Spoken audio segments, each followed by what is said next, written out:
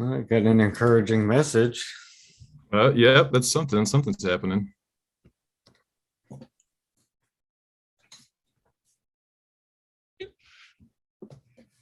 Oh, look at that. Awesome. We're there on YouTube. I got an encouraging message. Yeah, that's something. Something's happening. Oh, I'm hearing myself. Getting a little echo on your end. Yeah, 1 second here. All right. Forgive us for the boomer tech here, comrades. All right. So I think we're live. Is everybody good to go? All right. Thank you, everyone, for joining us. I'm not sure how many of you are watching now. I silenced the YouTube channel so as to not hear feedback. This is our first time live streaming, so forgive us any mishaps that might happen here. I'm gonna record this just in case. Maybe we'll throw it up on our podcast as well. So give me 1 sec here, comrades. Click record so we can turn this into audio. And right on. Okay, so I think we'll just start with a quick introduction, just about what the event is, about who we are. Then we can kind of take it from there. We're going to read the Communist Manifesto tonight in honor of Red Books Day. So, Red Books Day. Red Books Day celebrates left books, their authors, and the people's movements they ushered forward. So Karl Marx and Friedrich Engels published the Communist Manifesto today in 1848, so it's the 174th anniversary. The day, however, is not just a celebration of the publication of the manifesto, but a time to stand in solidarity with the comrades across the world who have been facing attacks from the right wing. And so I think this event was really organized. I think it came out of India. It was really organized by Tricontinental and Leftward, and then taken up in the States by People's Forum and Red Book Day, or I'm sorry, not Red Book Day, but 1804 Books, who really inspired us to get involved. So just for some context here, on the 21st of February, 2020, more than 30,000 people from South Korea to Venezuela joined the public in reading the Communist Manifesto in their own languages. So it's a big event, and it's something that we as communists, sort of rally around and like to get involved in. And yeah, the Communist Manifesto is a big book for us. For me, it was one of the 3 books that radicalized me way back in 1996. But yeah, it's good stuff. All right, so just a quick introduction. I'm Ben Stonke. I'm one of the 3 co-founders of the Center for Communist Studies, and I'm our editor here at Peace, Land, and Bread. I'm a PhD candidate in my final months of my PhD. I work in political ecology and have a master's degree in political philosophy and other masters in environmental science. And yeah, I tend to do all of our artwork at the CCS and, manage publications and stuff like that. And yeah, just psyched to be here and to be reading this. So I'll pass the mic over to Ethan here. Hey, everybody. My name's Ethan Deere. So I'm one of the other 3 co-founders of the Center for Communist Studies. I am an educator and an active union member. So I teach science courses, and that's what a lot of my own personal research kind of comes around, is these intersections between pedagogy, natural science, and philosophy. But again, happy to be here today. Happy to support the notion behind this new little holiday we got. I'll pass it over to Maya. Hi, everyone. My name is Maya Villalba. I am a student at New York University in my 3rd year. I am a new member of the Center for Communist Studies, and I'm currently studying social and cultural analysis at NYU, hoping to focus a little bit more on abolition work and decolonization studies. So I'm really excited to be here for the reading today and yeah, learn something, find something new about the manifesto that we haven't unpacked. And I'm excited to be here. I'll pass it to Shane. Hello, comrades. My name is Shane. I'm a member of the Communist Party. I've been basically a laborer, working class my entire life. I'm a contributing editor with Center for Communist Studies. I usually write a column in Peace, Land, and Bread when I'm available to. I'm just very happy to be here reading the manifesto with everybody, and I hope that it can awaken some consciousness and lead to the liberation of my own Mi'kmaq nation as well as all other oppressed nations.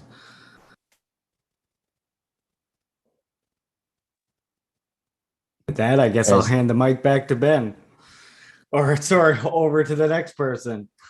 I think I might be the only one left. So I'm Jared. I'm one of the not the founders, but I was one of the first people that came in to get involved afterwards. So about 2.5, 3-ish years ago, I think, I've been a worker. I'm a worker now. I studied at George Washington. I did philosophy and history, and I'm primarily interested in labor and I guess labor struggles. I wrote and I write a lot about like Red Scares and political violence. I would say I like my two main things, although I'm interested in fascism and as well. So yeah, I think that's it. Awesome. So without further ado, should we crack into it? Crack into the manifesto? All right, I'm going to start this off here, and we're just going to, I think we're each going to read a section. And so I think, yeah, well, there's 5 of us here, so we'll each read about 4 pages or so, and hopefully get through in somewhat of a timely fashion. But all right, I'm going to take it away here. A specter is haunting Europe, the specter of communism. All the powers of old Europe have entered into a holy alliance to exorcise this specter. Pope and Tsar, Metternich and Guizot, French radicals and German police spies. Where is the party in opposition that has not been decried as communistic by its opponents in power? Where is the opposition that has not hurled back the branding reproach of communism against the more advanced opposition parties, as well as against its reactionary adversaries? 2 things result from this fact. Communism is already acknowledged by all European powers to be itself a power. And 2, it is high time that communists should openly and in the face of the whole world publish their views, their aims, their tendencies, and meet this nursery tale of the specter of communism with the manifesto of the party itself.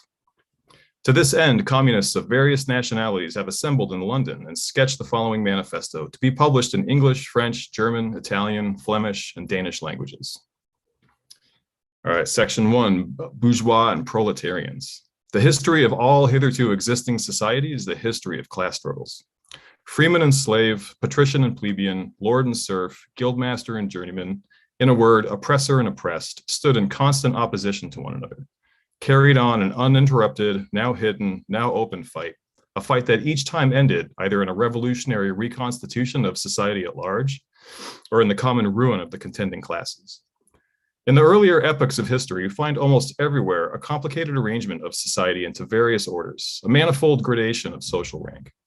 In ancient Rome, we have the patricians, knights, plebeians, slaves. In the Middle Ages, the feudal lords, vassals, guildmasters, journeymen, apprentices, serfs. In almost all of these cases, again, subordinate gradations. The modern bourgeois society that has sprouted from the ruins of feudal society has not done away with class antagonisms. It has but established new classes, new conditions of oppression, new forms of struggle in place of the old ones. Our epoch, the epoch of the bourgeoisie, possesses, however, this distinct feature. It is simplified class antagonisms. Society as a whole is more and more splitting up into 2 great hostile camps, into 2 great classes directly facing each other, the bourgeoisie and proletariat. From the serfs of the Middle Ages sprang the chartered burghers of the earliest towns. From these burgesses, the first elements of the bourgeoisie were developed. The discovery of America, the rounding of the Cape, opened up a fresh ground for the rising bourgeoisie.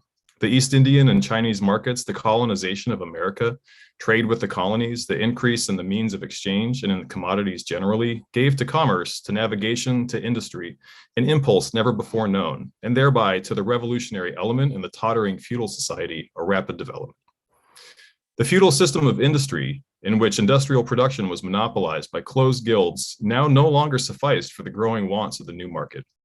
The manufacturing system took its place. The guildmasters were pushed on one side by the manufacturing middle class. Division of labor between the different corporate guilds vanished in the face of division of labor in each single workshop.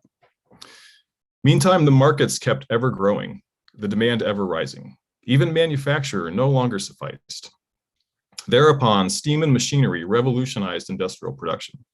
The place of manufacture was taken by the giant modern industry. The place of the industrial middle class by the industrial millionaires, the leaders of the whole industrial armies, the modern bourgeois. Modern industry has established the world market for which the discovery of America paved the way.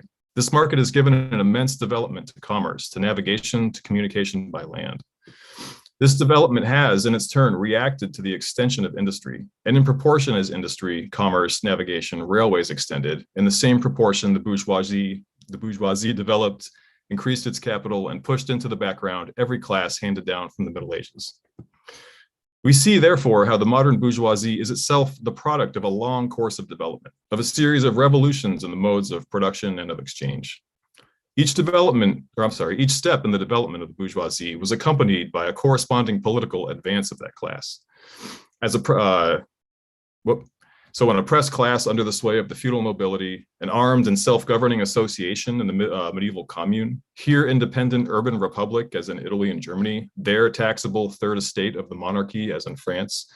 Afterwards, in the period of manufacturing proper, serving either the semi-feudal or the absolute monarchy as a counterpoise against the nobility, and in fact, cornerstone of the great monarchies in general. The bourgeoisie has at last, since the establishment of modern industry and of the world market, conquered for itself and the modern representative state exclusive political sway.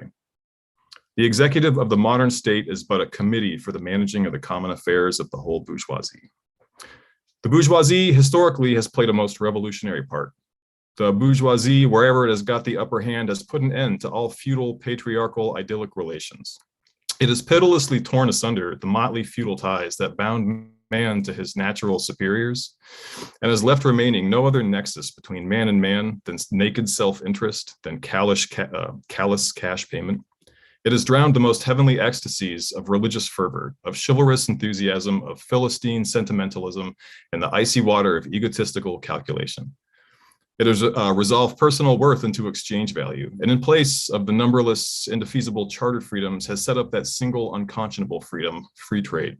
In one word, for exploitation, veiled by religious and political illusions, it has substituted naked, shameless, direct, brutal exploitation. The bourgeoisie has stripped of its halo every occupation hitherto honored and looked upon to with reverent awe. It has converted the physician, the lawyer, the priest, the poet, the person of science into its paid wage laborers. The bourgeoisie has torn away from the family its sentimental veil and has reduced the family relation into a mere money relation. The bourgeoisie has disclosed how it came to pass that the brutal display of vigor in the Middle Ages, which reactionaries so much admire, found its fitting complement in the most slothful indolence. It has been the first to show what man's activity can bring about. It has accomplished wonders far surpassing English pyramids, Roman aqueducts, and Gothic cathedrals. It has conducted expeditions that put in the shade all former exoduses of nations and crusades. The bourgeoisie cannot exist without constantly revolutionizing the instruments of production, and thereby the relations of production, and with them the whole relations of society. Conservation of the old modes of production in unaltered form was, on the contrary, the first condition of existence for all earlier industrial classes. Constant revolutionizing of production, uninterrupted disturbance of all social conditions, everlasting uncertainty and agitation distinguish the bourgeois epoch from all earlier ones. All fixed, fast-frozen relations with their train of ancient and venerable prejudices and opinions are swept away. All new-formed ones become antiquated before they can ossify. All that is solid melts into air, all that is holy is profaned, and man is at last compelled to face with sober senses his real conditions of his life and its relations with his kind. The need of a constantly expanding market for its products chases the bourgeoisie over the entire surface of the globe. It must nestle everywhere, settle everywhere, establish connections everywhere. The bourgeoisie has, through its exploitation of the world market, given a cosmopolitan character to production and consumption in every country. To the great chagrin of reactionists, is drawn from under the feet of industry the national ground on which it stood. All old established national industries have been destroyed or are daily being destroyed. They are dislodged by new industries whose introduction becomes a life and death question for all civilized nations, by industries that no longer work up indigenous raw materials, but raw material drawn from the remotest zones, industries whose products are consumed not only at home, but in every quarter of the globe. In place of the old wants satisfied by the production of the country, we find new wants requiring for their satisfaction the products of distant lands and climes.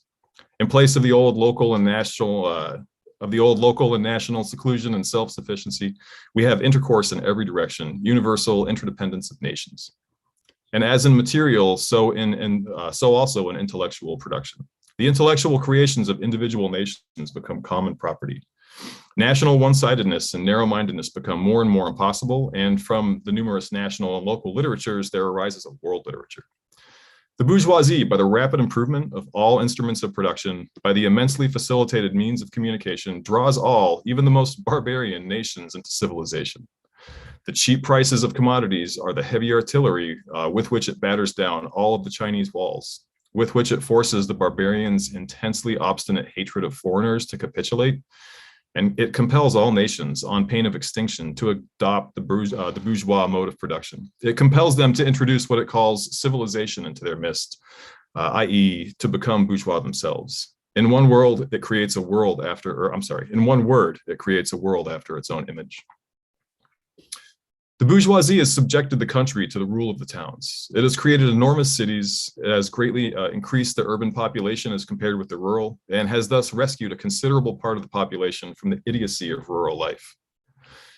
Just as it has made the country dependent on the towns, so it has made barbarian and semi-barbarian countries dependent on the civilized ones. I'm not keen on that this translation with the word barbarian, but anyways. Nations of peasants on nations of bourgeois, the East and the West. The bourgeoisie keeps more and more doing away with the scattered state of the population, of the means of production and of property. It has agglomerated population, centralized the means of production, and has concentrated property in a few hands. The necessary consequence of this was political centralization. Independent or but loosely connected provinces with separate interests, laws, governments, and systems of taxation became lumped together into one nation with one government, one code of laws, one national class interest, one frontier, and one customs tariff. The bourgeoisie, during its rule of scarce 100 years, has created more massive and more colossal productive forces than have all preceding generations together. Subjection of nature's forces to humanity, machinery, application of chemistry to industry and agriculture, steam navigation, railways, electric telegraphs, clearing of the whole continents for cultivation, the canalization of rivers, whole populations conjured out of the ground. What earlier century had even a presentiment that such productive forces slumbered in the lap of social labor? We see then the means of production and of exchange on whose foundation the bourgeoisie built itself up were generated in feudal society. At a certain stage in the development of these means of production and of exchange, the conditions under which feudal society produced and exchanged the feudal organization of agriculture and manufacturing industry, in one word, the feudal relations of property, became no longer compatible with the already developed productive forces. They became so many fetters. They had to be burst asunder. They were burst asunder.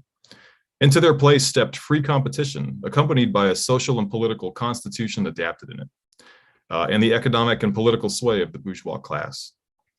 A similar movement is going on before our own eyes. Modern bourgeois society, with its relations of production, of exchange, and of property, a society that has conjured up such gigantic means of production and of exchange, is like the sorcerer who is no longer able to control the powers of the netherworld, whom he has called up by his spells.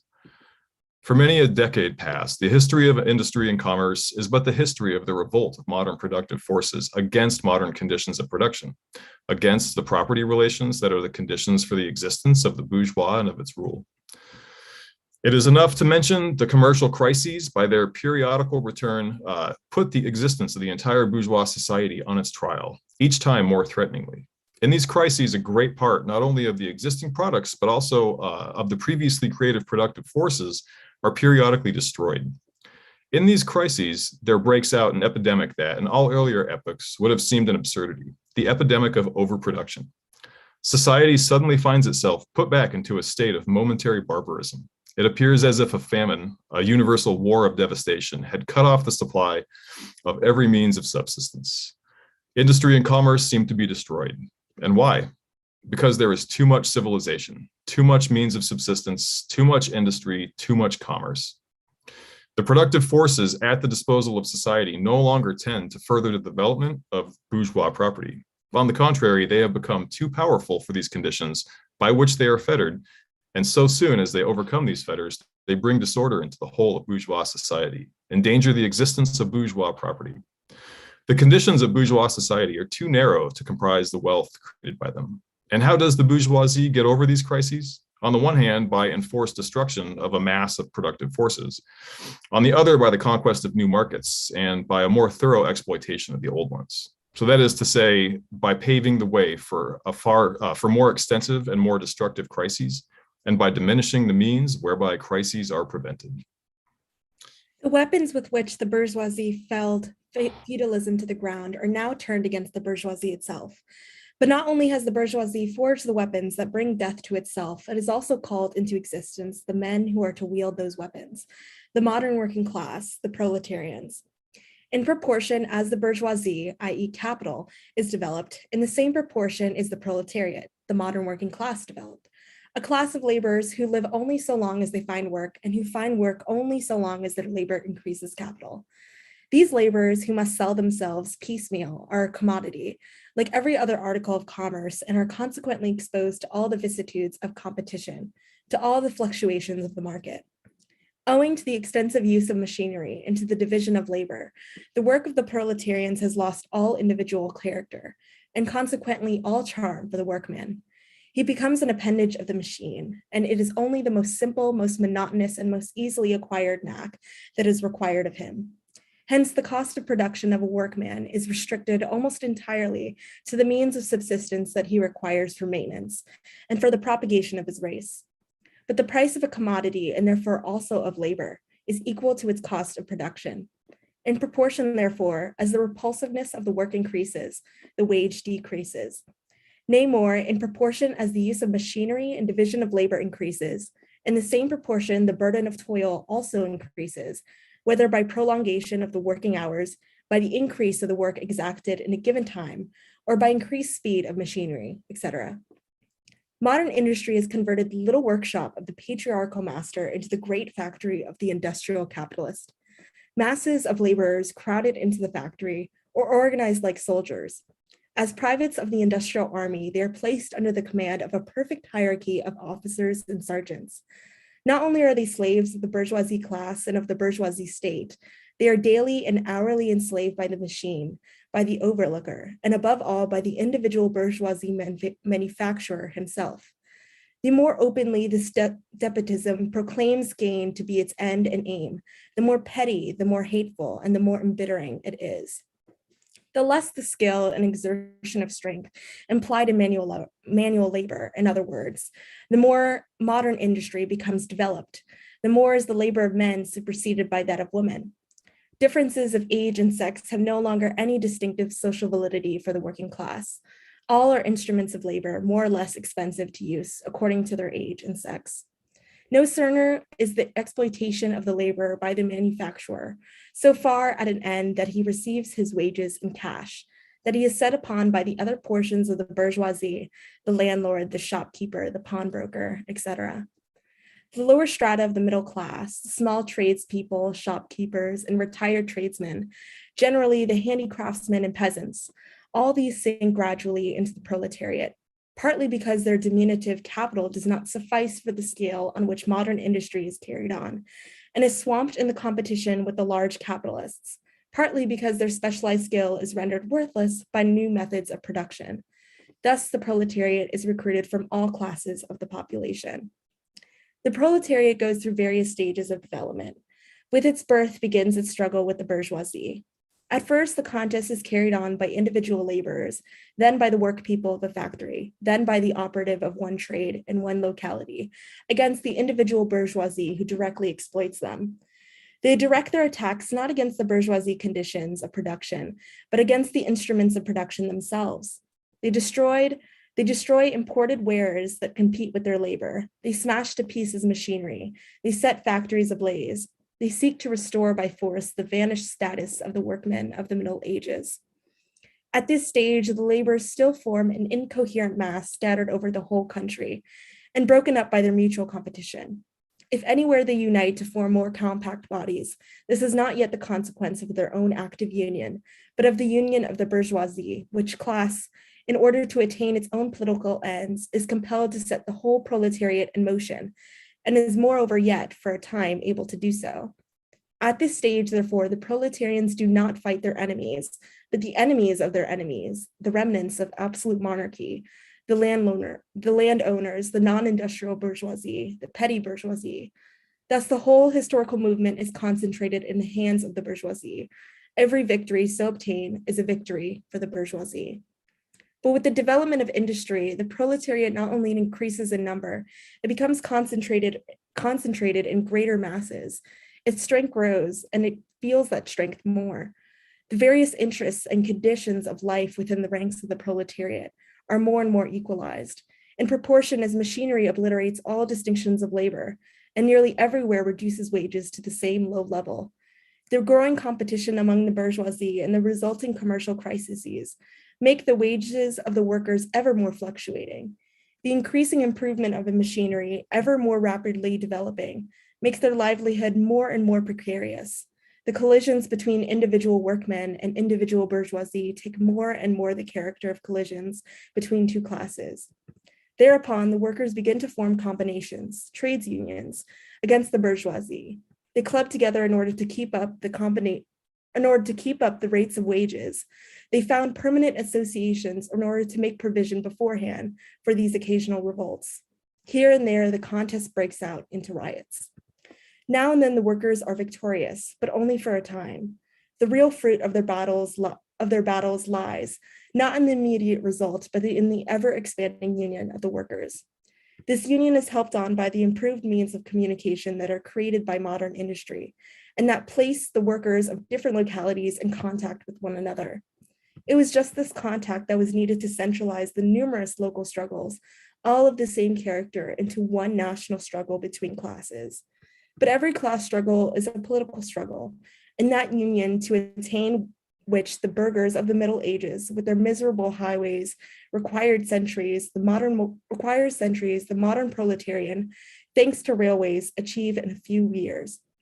This organization of the proletarians into a class, and consequently into a political party, is continually being upset again by the competition between the workers themselves. But it ever rises up again, stronger, firmer, mightier. It compels legislative recognition of particular interests of the workers by taking advantage of the divisions among the bourgeoisie itself. Thus, the 10 Hours Bill in England was carried. Altogether, collisions between the classes of the old society further, in many ways, the course of the development of the proletariat. The bourgeoisie finds itself involved in a constant battle, at first with the aristocracy, later on with those portions of the bourgeoisie itself, whose interests have become antagonistic to the progress of industry, at all time with the bourgeoisie of foreign countries. In all these battles, it sees itself compelled to appeal to the proletariat, to ask for help, and thus to drag it into the political arena. The bourgeoisie itself, therefore, supplies the proletariat with its own elements of political and general education. In other words, it furnishes the proletariat with weapons for fighting the bourgeoisie. Further, as we have already seen, entire sections of the ruling class are, by the advance of industry, precipitated into the proletariat, or are at least threatened in their conditions of existence. These also supply the proletariat with fresh elements of enlightenment and progress. Finally, in times when the class struggle nears the decisive hour, the progress of disillusion going on within the ruling class, in fact, within the whole range of old society, assumes such a violent, glaring character that a small section of the ruling class cuts itself adrift and joins the revolutionary class, the class that holds the future in its hands.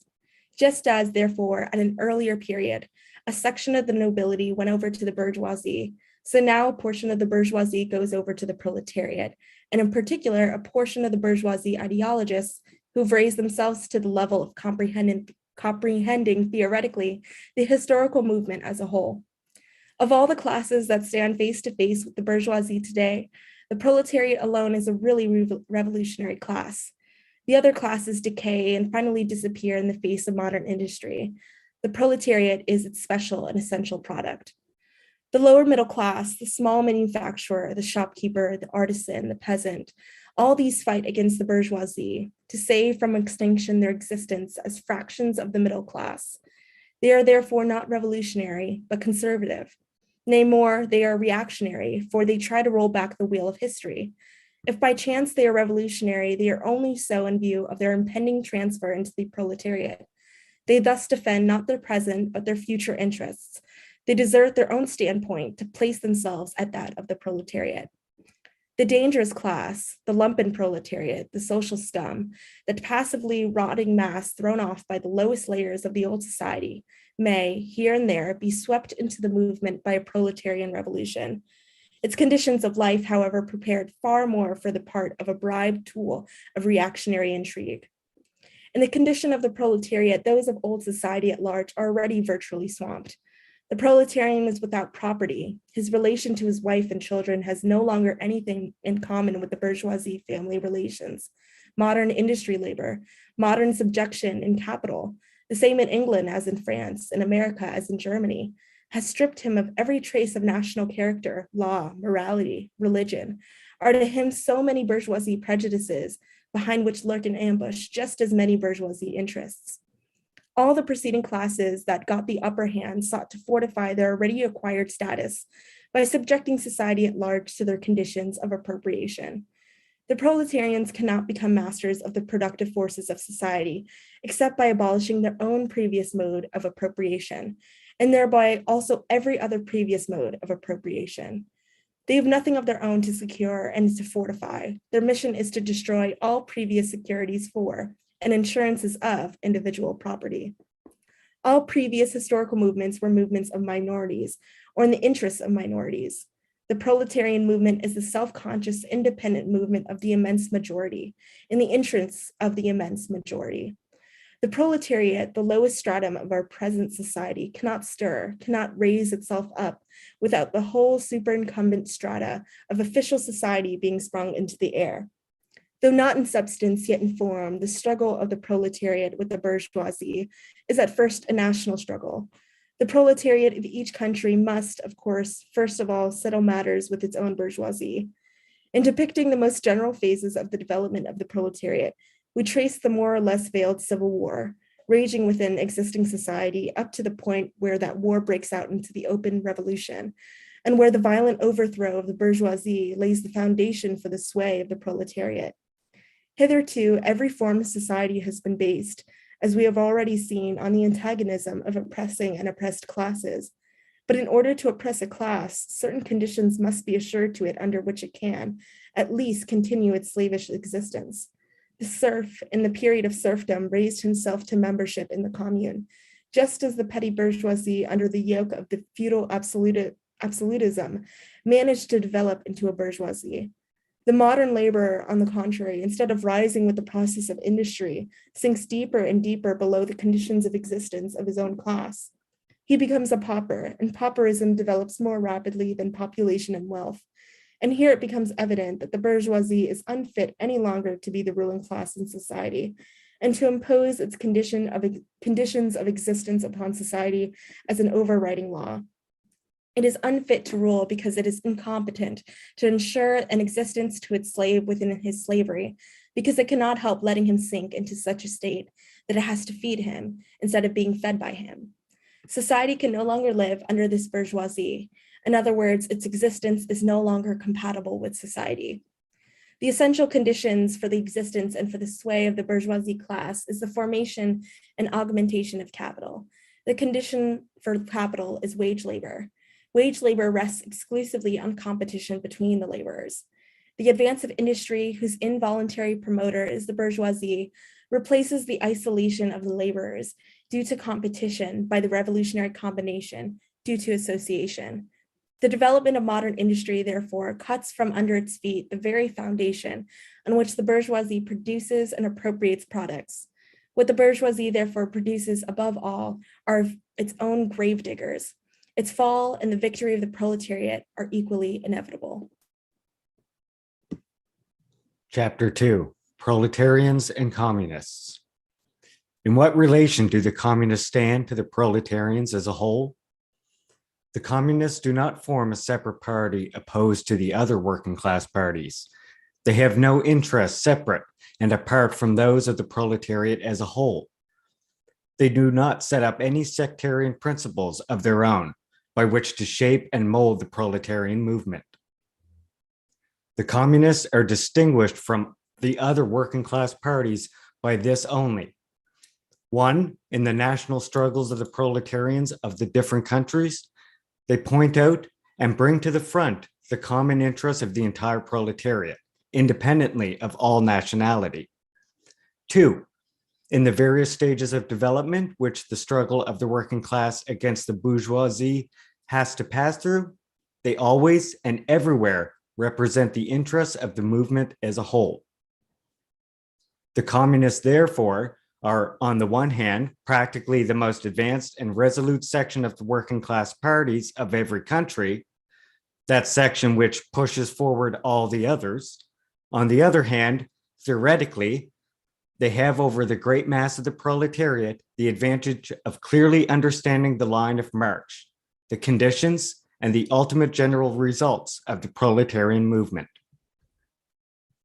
The immediate aim of the communists is the same as that of all the other proletarian parties: formation of the proletariat into a class, overthrow the bourgeois supremacy, conquest of political power by the proletariat.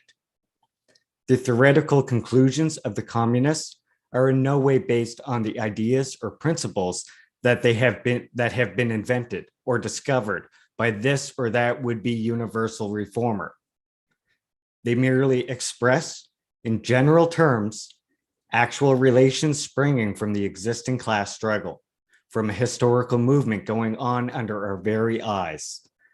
The abolition of existing property relations is not at all a distinctive feature of communism. All property relations in the past have continually been subject to historical change, consequent upon the change in historical conditions. The French Revolution, for example, abolished feudal property in favor of bourgeois property. The distinguishing feature of communism is not the abolition of property generally, but the abolition of bourgeois property. But modern bourgeois private property is the final and most complete expression of the system of producing and appropriating products that is based on class antagonisms, on the exploitation of the many by the few. In this sense, the theory of the communists may be summed up in a single sentence: abolition of private property. We communists have been reproached with the desire of abolishing the right of personally acquiring property as the fruit of man's own labor, which is property is alleged to be the groundwork of all personal freedom, activity, and independence. Hard-won, self-acquired, self-earned property? Do you mean the property of petty artisan and of the small peasant, a form of property that preceded the bourgeois form? There is no need to abolish that. The development of industry has to a great extent already destroyed it and is still destroying it daily. Or do you mean the modern bourgeois private property? But does the wage labor create any property for the laborer? Not a bit. It creates capital, i.e., that kind of property which exploits the wage labor and which cannot increase except upon condition of begetting a new supply of wage labor for fresh exploitation. Property, in its present form, is based on the antagonism of capital and wage labor. Let us examine both sides of this antagonism. To be a capitalist is to have not only a purely personal, but a social status in production. Capital is a collective product, and only by the united action of many members, nay, in the last resort, only by the united action of all members of society can it be set in motion. Capital is therefore not only personal, it is a social power. When, therefore, capital is converted into common property, into the property of all members of society, personal property is not thereby transformed into social property. It is only the social character of the property that is changed. It loses its class character. Let us now take the wage labor. The average price of wage labor is the minimum wage, i.e., the quantum of means of subsistence which is absolutely requisite to keep the laborer in bare existence as a laborer. What, therefore, the wage laborer appropriates by means of his labor merely suffices to prolong and reproduce a bare existence. We by no means intend to abolish this personal appropriation of the products of labor, an appropriation that is made for the maintenance and reproduction of human life, and that leaves no surplus wherewith to command the labor of others. All that we want to do away with is the miserable character of this appropriation, under which the laborer lives merely to increase capital and is allowed to live only insofar as the interest of the ruling class requires it. In bourgeois society, living labor is but a means to increase accumulated labor. In communist society, accumulated labor is but a means to widen, to enrich, to promote the existence of the laborer. In bourgeois society, therefore, the past dominates the present. In communist society, the present dominates the past. In bourgeois society, capital is independent and has individuality, while the living person is dependent and has no individuality. And the abolition of the state of things is called by the bourgeois abolition of individuality and freedom. And rightly so, the abolition of bourgeois individuality, bourgeois independence, and bourgeois freedom is undoubtedly aimed at. By freedom is meant, under the present bourgeois conditions of production, free trade, free selling, and buying. But if selling and buying disappears, free selling and buying disappears also. This talk about free selling and buying and all other words and all the other brave words of our bourgeois about freedom in general have a meaning, if any, only in contrast with the restricted selling and buying with the fettered traders of the Middle Ages, but have no meaning when opposed to the communistic abolition of buying and selling, of the bourgeois conditions of production, and of the bourgeoisie itself. You are horrified at our intending to do away with private property. But in your existing society, private property is already done away with for 9/10 of the population. Its existence for the few is solely due to its non-existence in the hand of those 9/10. You reproach us, therefore, with intending to do away with a form of property, the necessary conditions for whose existence is the non-existence of any property for the immense majority of society. In one word, you reproach us with intending to do away with your property. Precisely so. That is just what we intend. From the moment when labor can no longer be converted into capital, money, or rent, into a social power capable of being monopolized, i.e., from the moment when individual property can no longer be transformed into bourgeois property, into capital, from that moment, you say individuality vanishes. You must therefore confess that by individual, you mean no other person than the bourgeois, than the middle class owner of property. This person must indeed be swept out of the way and made impossible. Communism deprives no man of the power to appropriate the products of society. All that it does is to deprive him of the power to subjugate the labor of others by means of such appropriations. It has been objected that upon the abolition of private property, all work will cease and universal laziness will overtake us. According to this, bourgeois society ought long ago to have gone to the dogs through sheer idleness. For those of its members who work acquire nothing, and those who acquire anything do not work. The whole of this objection is but another expression of the tautology that there can be no longer any wage labor when there is no longer any capital. All objections urged against the communistic mode of producing and appropriating material products have, in the same way, been urged against the communistic mode of producing and appropriating intellectual products. Just as, to the bourgeois, the disappearance of class property is the disappearance of production itself. So the disappearance of class culture to him, identical with the disappearance of all culture. That culture, the loss of which he laments for, is for the immense majority a mere training to act as a machine. But don't wrangle with us so long as you apply to our intended abolition of bourgeois property, the standard of your bourgeois notions of freedom, culture, law, and etc. Your very ideas are but the outgrowth of the conditions of your bourgeois production and bourgeois property.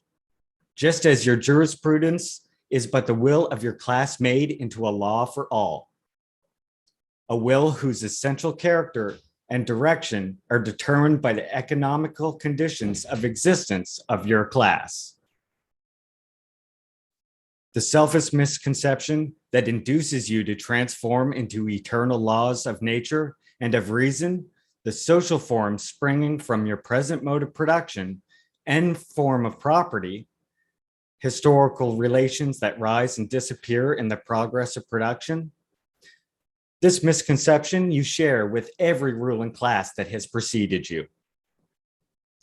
What you see clearly in the case of ancient property, what you admit in the case of feudal property, you are of course forbidden to admit in the case of your own bourgeois form of property. Abolition of the family, even the most radical flare-up of this infamous proposal of the communists. On what foundation is the present family, the bourgeois family, based? On capital, on private gain. In its completely developed form, this family exists only among the bourgeoisie. But this state of things finds its complement in the practical absence of the family among the proletarians and in public prostitution. The bourgeois family will vanish as a matter of course when its complement vanishes, and both will vanish with the vanishing of capital. Do you charge us with wanting to stop the exploitation of children by their parents? To this crime, we plead guilty. But you say, we destroy the most hallowed of relations when we replace home education by social. And your education, is it not that also social and determined by the social conditions under which you educate? By the intervention, direct or indirect, of society by means of schools and etc. The communists have not invented the invention of society and education. They do but seek to alter the character of that invention and to rescue education from the influence of the ruling class. The bourgeois claptrap about family and education, about the hallowed correlation of parents and child, becomes all the more disgusting, the more by the action of modern industry, all the family ties among the proletarians are torn asunder, and their children transformed into simple articles of commerce and instruments of labor. But you communists would introduce community of women, screams the bourgeoisie in chorus. The bourgeois sees his wife a mere instrument of production. He hears that the instruments of production are to be exploited in common, and naturally can come to no other conclusion that the lot of being common to all will likewise fall to the women. He has not even a suspicion that the real point aimed at is to do away with the status of women as mere instruments of production. For the rest, nothing is more ridiculous than the virtuous indignation of her bourgeois at the community of women, which they pretend is openly and officially established by the communists. The communists have no need to introduce community of women. It has existed almost from time immemorial. Our bourgeois, not content with having wives and daughters of their proletarians at their disposal, not to speak of common prostitutes, take the greatest pleasure in seducing each other's wives. Bourgeois marriage is, in reality, a system of wives in common, and thus, at the most, what the communists might possibly be reproached with is that they desire to introduce, in substitution for a hypocritically concealed and openly legalized community of women, for the rest. It is self-evident that the abolition of the present system of production must bring with it the abolition of the community of women springing from that system, i.e., of prostitution, both public and private. The communists are further reproached with desiring to abolish countries and nationality. Working men have no country. We cannot take from them what they have not got. Since the proletariat must first of all acquire political supremacy, must rise to be the leading class of the nation, must constitute itself the nation, it is so far itself national, though not in the bourgeois sense of the word. National differences and antagonism between peoples are daily more and more vanishing, owing to the development of the bourgeoisie, to freedom of commerce, to the world market, to uniformity in the mode of production and in the conditions of life corresponding thereto. The supremacy of the proletariat will cause them to vanish still faster. United action of the leading civilized countries, at least, is one of the first conditions for the emancipation of the proletariat. In proportion as the exploitation of one individual by another will also be put to an end, the exploitation of one nation by another will also be put to an end. In proportion as the antagonism between the classes within the nation vanishes, the hostility of one nation to another will come to an end. The charges against communism made from a religious, a philosophical, and generally from an ideological standpoint are not deserving of serious examination. Does it require deep intuition to comprehend that man's ideas, views, and conception, in one word, man's consciousness, changes with every change in the conditions of his material existence, in his social relations, and in his social life? What else does the history of ideas prove than the intellectual production changes its character in proportion as material production is changed? The ruling ideas of each age have ever been the ideas of its ruling class. When people speak of the ideas that revolutionize society, they do but express the fact that within the old society, the elements of the new one have been created, and that the dissolution of the old ideas keeps pace with the dissolution of the old conditions of existence. When the ancient world was in its last throes, the ancient religions were overcome by Christianity.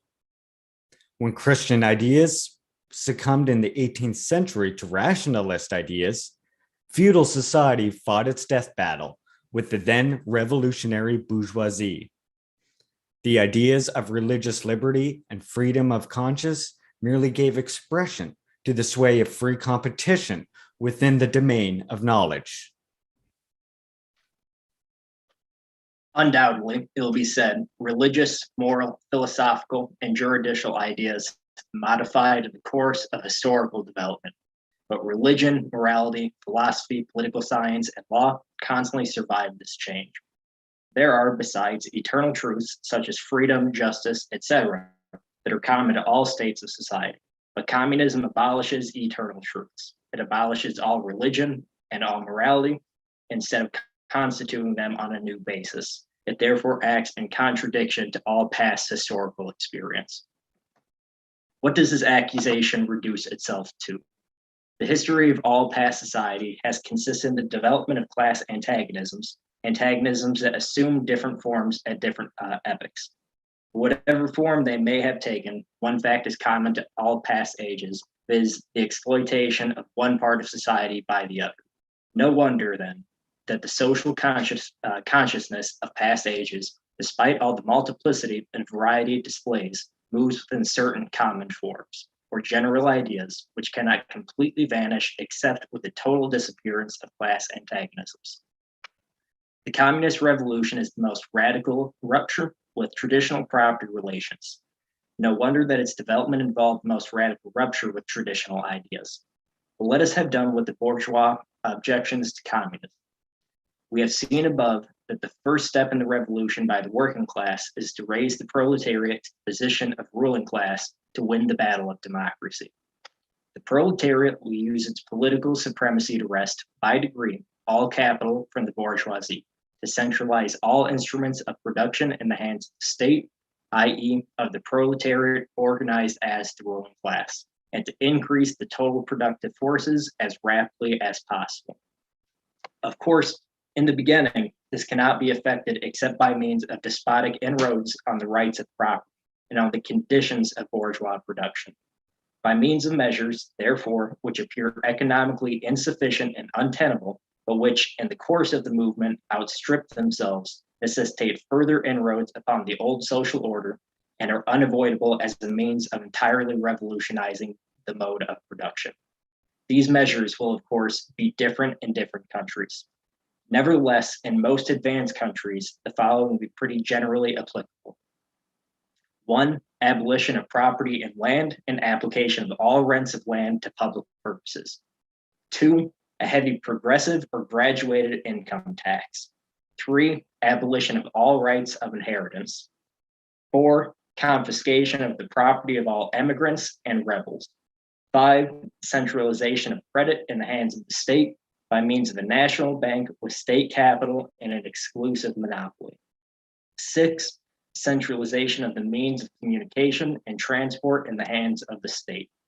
7. Extension of factories and instruments of production owned by the state that bring into cultivation of wastelands and the improvement of the soil generally in accordance with a common plan.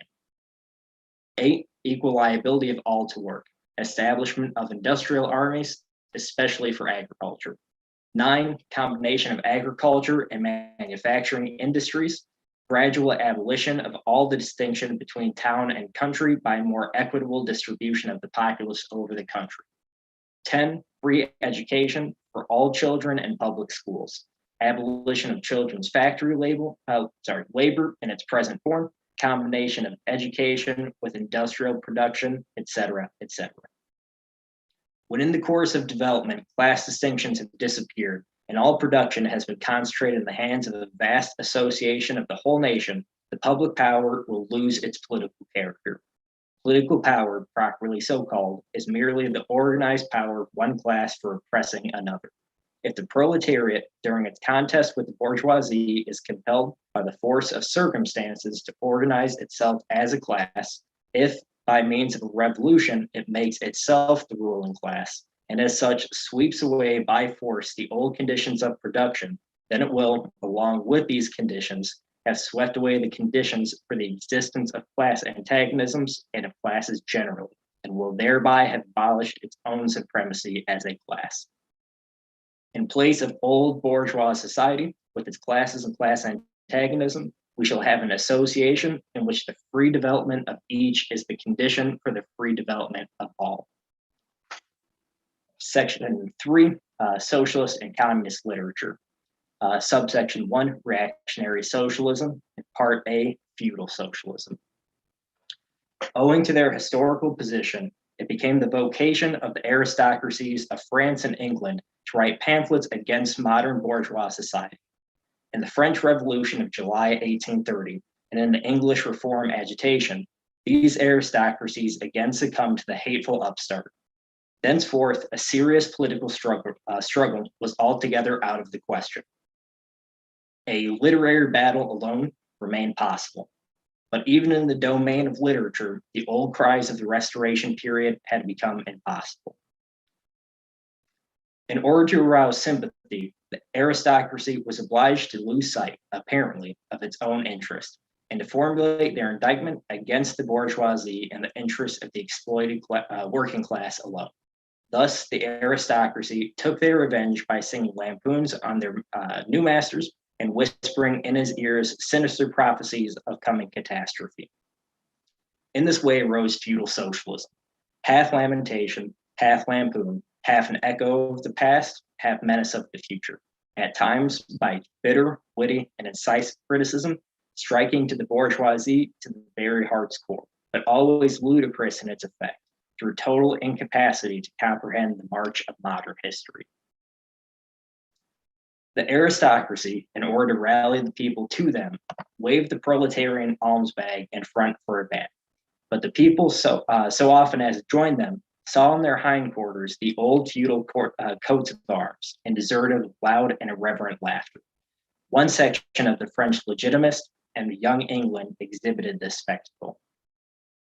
In pointing out that their mode of exploitation was different to that of the bourgeoisie, the feudalists forget they exploited under circumstances and conditions that were quite different and that are now antiquated, and showing that under their rule, the modern proletariat never existed.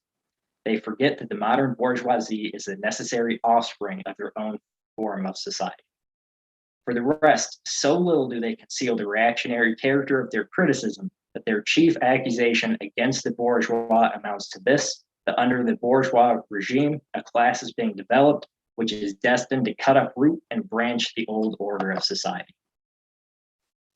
What they upbraid the bourgeoisie with is not so much that it creates a proletariat as that it creates a revolutionary proletariat. In political practice, therefore, they join in all coercive measures against the working class. And in ordinary life, despite their highfalutin phrases, they stoop to pick up the golden apples dropped from the tree of industry and to barter truth, love, and honor for traffic in wool, beetroot sugar, and potato spirits. As the parson has ever gone in hand with landlord, so has clerical socialism with feudal socialism. Nothing is easier than to give Christian asceticism a socialist tinge. Has not Christianity declaimed against private property, against marriage, against the state? Has it not preached in the place of these charity and poverty, celibacy and mortification of flesh, monastic life, and mother church? Christian socialism is but the holy water with which the priest consecrates the heart burnings of the aristocrat. Part B, petty bourgeois socialism. The feudal aristocracy was not the only class that was ruined by the bourgeoisie, not the only class whose conditions of existence pined and perished in the atmosphere of modern bourgeois society. The medieval burgesses and the small peasant proprietors were the precursors of the modern bourgeoisie. In those countries which are but little developed, industrially and commercially, these two classes still vegetate side by side with the rising bourgeoisie.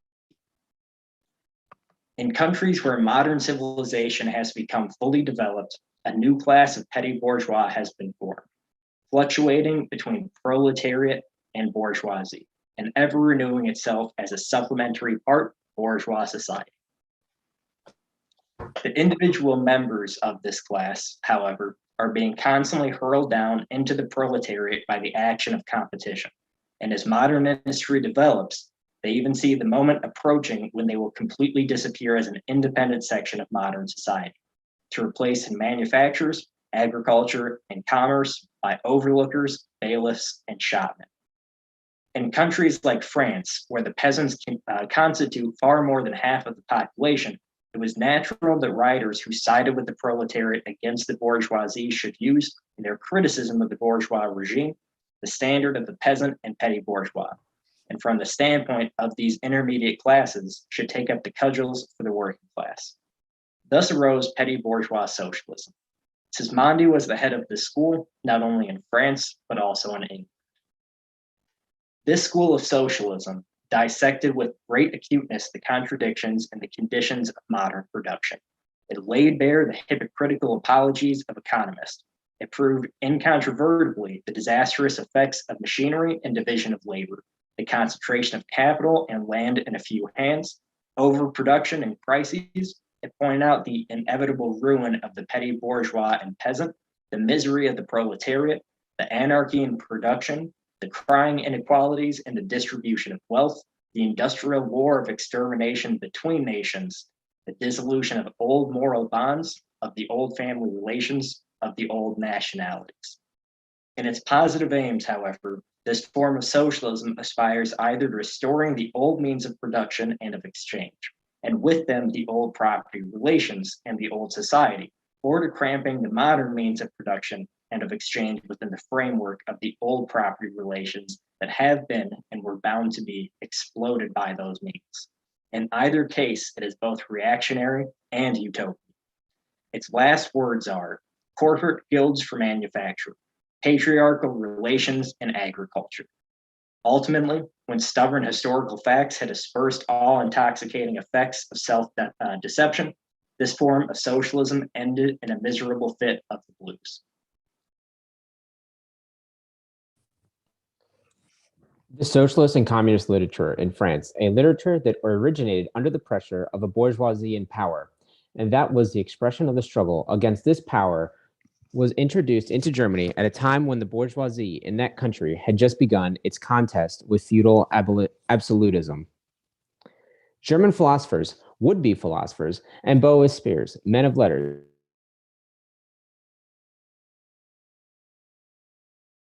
that when these writings immigrated from France into Germany, French social conditions had not immigrated along with them.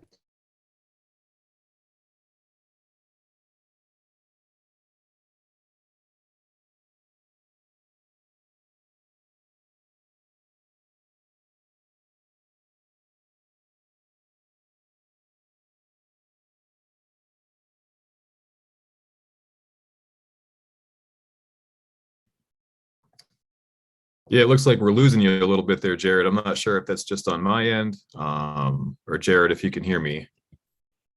But it looks like, whoa, just lost Jared. All right, let's maybe give him like 15 or 20 seconds and we can always take up his section too. Maybe split it amongst ourselves, or maybe one of us can jump on it.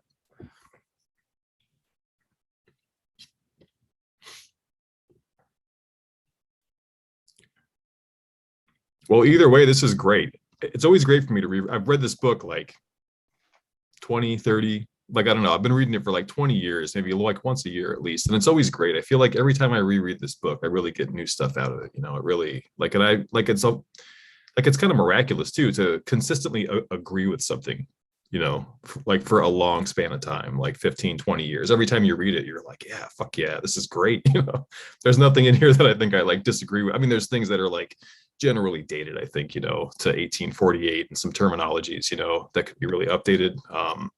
Yeah, and some specific things that obviously don't necessarily apply to conditions now, but that's the nature of it being written when it was. Right. But yeah, by and large, it's really fantastic. All right, well, should we just keep rolling on Jared's section? What do you think, comrades? Yeah, I mean, he was here at what, C? He was German and True Socialism. Yeah, I think we're, just right at the beginning. I think we're top of page 30 on the PDF here. Let's just start there. The socialist and communist literature of France, a literature that originated under the pressure of a bourgeoisie in power, and that was the expressions of the struggle against this power, was introduced into Germany at a time when the bourgeoisie in that country had just begun its contest with feudal absolutism. German philosophers, would-be philosophers, and Bourgeois spirits eagerly seized on this literature, only forgetting that when these writings immigrated from France into Germany, French social conditions had not immigrated along with them. In contact with German social conditions, this French literature lost all its immediate practical significance and assumed a pure literary aspect. Thus, to the German philosophers of the 18th century, the demands of the First French Revolution were nothing more than the demands of practical reason in general, and the utterance of the will of the revolutionary French bourgeoisie signified, in their eyes, the laws of pure will, of will as it was to be bound, to be of true human will generally. The work of the German literati consisted solely of bringing the new French ideas into harmony with their ancient philosophical conscience, or rather, in annexing the French ideas without deserting their own philosophic point of view. This annexation took place in the same way in which foreign language is appropriated, namely by translation. It is well known how the monks wrote silly lives of Catholic saints over the manuscripts on which the classical works of ancient heathendom had been written. The German literati reversed this process with the profane French literature. They wrote their philosophical nonsense beneath the French original. For instance, beneath the French criticism of the economic functions of money, they wrote alienation of humanity. And beneath the French criticism of the bourgeois state, they wrote dethronement of the category of the general, and so forth. The introduction of these philosophical phrases at the back of the French historical criticisms, they dubbed philosophy of action, true socialism, German science of socialism, philosophical foundation of socialism, and so on. Hey, Shane, hang tight for one sec here. I think we got Jared back. Sorry, comrade, I didn't mean to interrupt you there. Jared, how you doing? Oh, we lost him again. Oh, well, sorry, Shane. We'll just keep rolling. That's okay. All right. The French socialist and communist literature was thus completely emasculated. And since it ceased in the hands of the German to express the struggle of one class with the other, he felt conscious of having overcome, quote, French one-sidedness, unquote, and of representing not true requirements, but the requirements of truth. Not the interests of the proletariat, but the interests of human nature, of man in general, who belongs to no class, has no reality, who exists only in the misty realm of philosophical fantasy. This German socialism, which took its schoolboy tasks so seriously and solemnly and extolled its poor stock and trade in such a Mont Blanc fashion, meanwhile gradually lost its pedantic innocence. The fight of the Germans, and especially of the Prussian bourgeoisie against feudal aristocracy and absolute monarchy, in other words, the liberal movement, became more earnest. By this, the long wished for opportunity was offered to, quote, true socialism, of confronting the political movement with the socialist demands, of hurling the traditional anathemas against liberalism, against representative government, against bourgeois competition, bourgeois freedom of the press, bourgeois legislation, bourgeois liberty and equality, and of preaching to the masses that they had nothing to gain and everything to lose by this bourgeois movement. German socialism forgot, in the nick of time, that the French criticism, whose silly echo it was, presupposed the existence of modern bourgeois society, with its corresponding economic conditions of existence and the political constitution adapted thereto, the very things those attainment was the object of the pending struggle in Germany. To the absolute governments, with their following of parsons, professors, country squires, and officials, it served as a welcome scarecrow against the threatening bourgeoisie. It was a sweet finish after the bitter pills of flogging and bullets with which these same governments, just at that time, dosed the German working class risings. While this true socialism thus served the government as a weapon for fighting the German bourgeoisie, it, at the same time, directly represented a reactionary interest, the interest of German Philistines. In Germany, the petty bourgeois class, a relic of the 16th century, and since then, constantly cropping up again under the various forms, is the real social basis of the existent state of things. To preserve this class is to preserve the existing state of things in Germany. The industrial and political supremacy of the bourgeoisie threatens it with certain destruction. On the one hand, from the concentration of capital, on the other, from the rise of the revolutionary proletariat. Quote unquote true socialism appeared to kill these two birds with one stone. It spread like an epidemic. The robe of speculative cobwebs embroidered the flowers of rhetoric, steeped in the dew of sticky sentiment, this transcendental robe in which the German socialists wrap their sorry, eternal truths, all skin and bone, serve to wonderfully increase the sale of their goods among such a public.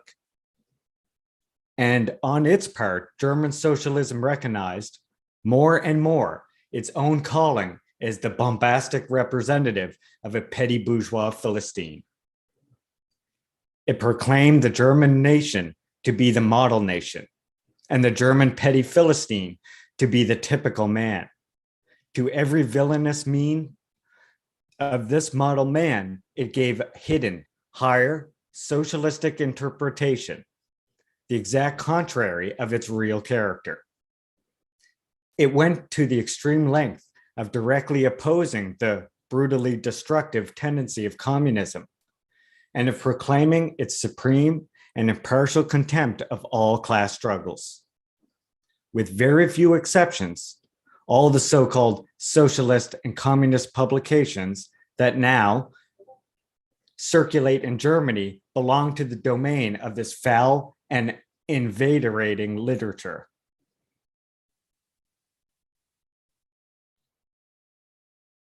Hey, Jared, how's everything going on your end here?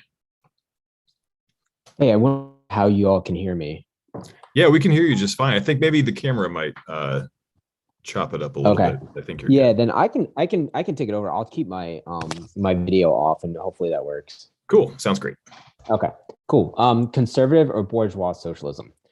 A part of the bourgeoisie is desirous of redressing social grievances in order to secure the continued existence of bourgeois society. To this section belong economists, philanthropists, humanitarians, improvers of the conditions of the working class, organizers of charity, members of society for the prevention of cruelty to animals, temperance fanatics, hole and corner reformers of every imaginable kind. This form of socialism has, moreover, been worked out into complete systems. We might cite Proletarian's philosophy de la misère as an example of this form. The socialistic bourgeois want all the advantages of modern social conditions without the struggles and the dangers necessarily resulting therefrom. They desire the existing state of society, minus its revolutionary and disintegrating elements. They wish for a bourgeoisie without a proletariat. The bourgeoisie naturally conceives the world in which it is supreme to be the best. And bourgeois socialism develops this comfortable conception into various more or less complete systems. In requiring the proletariat to carry out such a system and thereby to march straightway into the social New Jerusalem, it but requires in reality that the proletariat should remain within the bounds of existing society, but should cast away all its hateful ideas concerning the bourgeoisie. A second and more practical, but less systematic form of this socialism sought to depreciate every revolutionary movement in the eyes of the working class by showing that no mere political reform, but only a change in the material conditions of existence in economical relations could be of any advantage to them. By changes in the material conditions of existence, this form, however, by no means understands the abolition of the bourgeois relation that can be affected only by a revolution. But administrative reforms based on the continued existence of these relations, therefore, that in no respect affect the relations between capital and labor, but at the best, and simplify the administrative work of bourgeois government. Bourgeois socialism attains adequate expression when and only when it becomes a mere speech. Free trade for the benefit of the working class, protective duties for the benefit of the working class, prison reform for the benefit of the working class. This is the last word and the only seriously meant word of bourgeois socialism.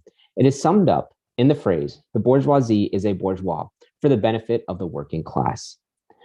Section 3, critical utopian socialism and communism. Here refer modern is giving voice to the demands of the proletariat, such as writing, and others. The first direct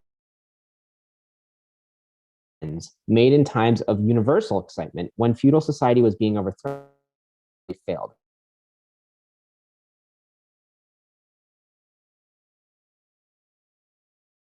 Conditions for had to be produced in the revolutionary literature that accompanied these first movements, the proletariat, had necessarily a character. It indicated universal asceticism and social leveling in its crudest form. The socialist and the communist systems, properly so called, though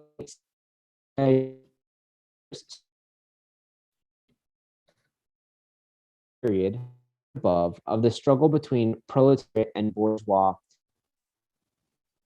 Are you all losing me again? Yeah, sorry, Jared, you're breaking up there. I'd say we get like every fifth word or so. Totally Sure. fine. This is technology. Technology oftentimes is against the reading of the Communist Manifesto. It's okay. Yeah, it's a form of frustrating. subversion. Right? I'm sorry. No, no worries at all. It happens. Like you said, it wouldn't be a communist. Wouldn't be a communist stream or a communist podcast without some tech difficulties. Without us. Yeah. Yeah, no sweat. Do you want? I can maybe take this, like take it from here for the rest of this page, and maybe like Nate or Maya. Good. All right, sounds good, comrade. I'm going to start back up at the beginning of Critical Utopian Socialism and Communism. So this is the section Critical Utopian Socialism and Communism. We do not here refer to that literature which, in every great modern revolution, has always given voice to the demands of the proletariat, such as the writings of Babeuf and others. The first direct attempts of the proletariat to attain its own ends, made in times of universal excitement when feudal society was being overthrown, necessarily failed, owing to the then undeveloped state of the proletariat, as well as to the absence of the economic conditions for its emancipation, conditions that had yet to be produced and could be produced by the impending bourgeois epoch alone. The revolutionary literature that accompanied these first movements of the proletariat had necessarily a reactionary character. It inculcated universal asceticism and social leveling in its crudest forms. The socialist and communist systems, properly so called, those of Saint Simon, Fourier, Owen, and others, spring into existence in the early undeveloped period, described above, of the struggle between proletariat and bourgeoisie. The founders of these systems see, indeed, the class antagonisms, as well as the action of the decomposing elements in the prevailing form of society. But the proletariat, as yet in its infancy, offers to them the spectacle of a class without any historical initiative or any independent political movement. Since the development of class antagonism keeps even pace with the development of industry, the economic situation, as they find it, does not yet offer to them the material conditions for the emancipation of the proletariat. They therefore search after a new social science, after new social laws that are to create these conditions. Historical action is to yield to their personal inventive action, historically created conditions of emancipation to fantastic ones, and the gradual spontaneous class organization of the proletariat to an organization of society especially contrived by these inventors. Future history resolves itself in their eyes into the propaganda and the practical carrying out of their social plans. In the formation of their plans, they are conscious of caring chiefly for the interests of the working class, as being the most suffering class. Only from the point of view of being the most suffering class does the proletariat exist for them. The undeveloped state of class struggle, as well as their own surroundings, causes socialists of this kind to consider themselves far superior to all class antagonisms. They want to improve the condition of every member of society, even that of the most favored. Hence, they habitually appeal to society at large, without the distinction of class, nay, by preference to the ruling class. For how can people, when once they understand their system, fail to see in it the best possible plan of the best possible state of society? Hence, they reject all political and especially all revolutionary action. They wish to attain their ends by peaceful means, necessarily doomed to failure, and by the force of example, to pave the way for a new social gospel. Such fantastic pictures of future society, painted at a time when the proletariat is still in a very undeveloped state and has but a fantastic conception of its own position, correspond with the first instinctive yearnings of that class for a general reconstruction of society. Maya, you want to take the next page? 33 at the top. Gotcha. Awesome. But these socialist and communist publications contain also a critical element. They attack every principle of existing society. Hence, they are full of the most valuable materials for the enlightenment of the working class. The practical measures proposed in them, such as the abolition of the distinction between town and country, of the family, of the carrying on of industries for the account of private individuals, and of the wage system, the proclamation of social harmony, the conversion of the function of the state into a more superintendence of production. All these proposals point solely to the disappearance of class antagonisms, which were at that time only just cropping up, and which in these publications are recognized in the earliest indistinct and undefined forms only. These proposals, therefore, are of a purely utopian character. The significance of critical utopian socialism and communism bears an inverse relation to historical development. In proportion as the modern class struggle develops and takes definite shape, this fantastic standing apart from the contest, these fantastic attacks on it, lose all practical value and all theoretical justification. Therefore, although the originators of these systems were, in many respects, revolutionary, their disciples have, in every case, formed mere reactionary sects. They hold fast by the original views of their masters in opposition to the progressive historical development of the proletariat. They therefore endeavor, and that consistently, to deaden the class struggle and to reconcile the class antagonisms. They still dream of experimental realization of their social utopias, of founding isolated phalansteres, of establishing home colonies or setting up a little Icaria, duodecimo editions of the New Jerusalem, and to realize all these castles in the air. They are compelled to appeal to the feelings and purses of the bourgeoisie. By degrees, they sink into the category of the reactionary or conservative socialists depicted above, differing from these only by more systematic pedantry, and by their fanatical and superstitious belief in the miraculous effects of their social science. They therefore violently oppose all political action on the part of the working class. Such action, according to them, can only result from blind unbelief in the new gospel. The Owenites in England and the Fourierites in France, respectively, oppose the Chartists and the Reformists. Should I keep going for the last page? I could take it if you want. Oh, okay, sure. Go ahead. I'll let you. All right, so part four, section four, position of the communists in relation to the various existing opposition parties. Section 2 has made clear the relations of the communists to the existing working class parties, such as the Chartists in England and the agrarian reformers in America. The communists fight for the attainment of the immediate aims, for the enforcement of the momentary interest of the working class. But in the movement of the present, they also represent and take care of the future of that movement. In France, the communists ally with the Social Democrats against the conservative and radical bourgeoisie, reserving, however, the right to take up a critical position in regard to phases and illusions traditionally handed down from the Great Revolution.